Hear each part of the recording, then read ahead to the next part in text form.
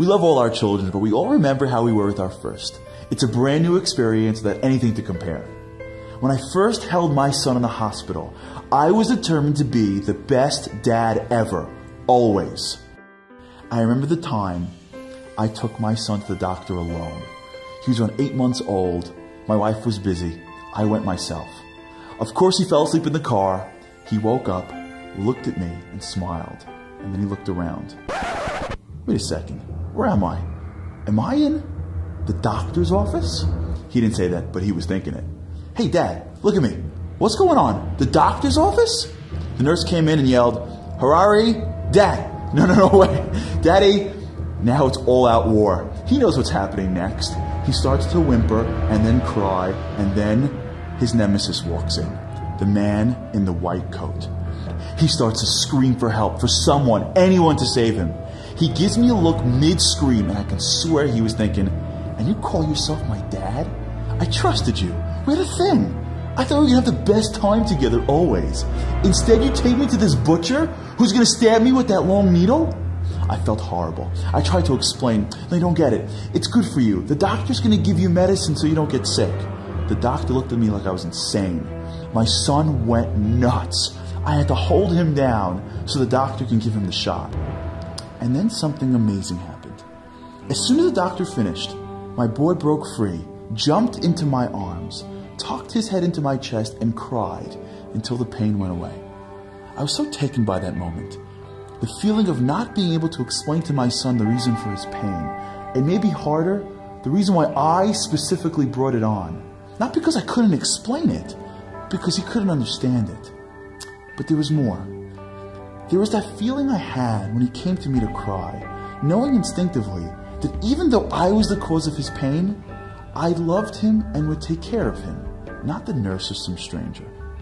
And then it hit me. I always wondered why we have pain and suffering. God created the world to give us pleasure, and He loves us like a father. Why should we feel pain? Why should we suffer? He's God. We're His kids. We should have everything always, but we don't.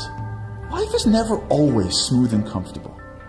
When we go through pain, we consciously or subconsciously say to Him, I trusted you. I prayed to you. I thought we had a thing. I'm your kid. What's going on? It's not that He can't explain it. It's that we won't get it. Our vision is so limited, so myopic. We're a few months old.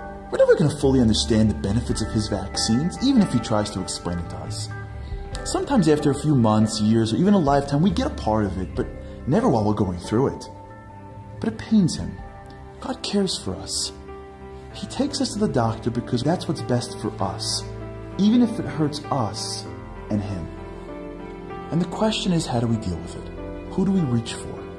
My 8-month-old son instinctively knows who I am. I'm there providing, supporting, and sustaining him all the time. We've built a relationship. And God's the same.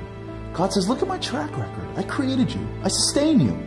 I gave you a body with 1,000,000 parts that all work together every second to keep you alive. I gave you a world even more complex. I give you food and shelter and family. I'm sustaining you every second. I'm here. I've always been here and I'll always be here. It's at that time of pain that we choose to either reach out for Him or for the nurse. To reach for our dad, who'll take care of us, or for some stranger that won't. You see, when we reach for Him, something amazing starts to happen. We know, we feel like we're in good hands.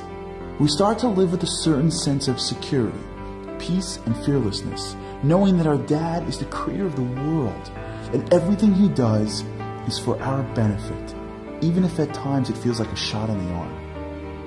And now that my little son is 8 years old, when I take him to the doctor, he doesn't like going or getting the shot, but at least he understands a little more that it's good for him. And one day God promises we'll know the same.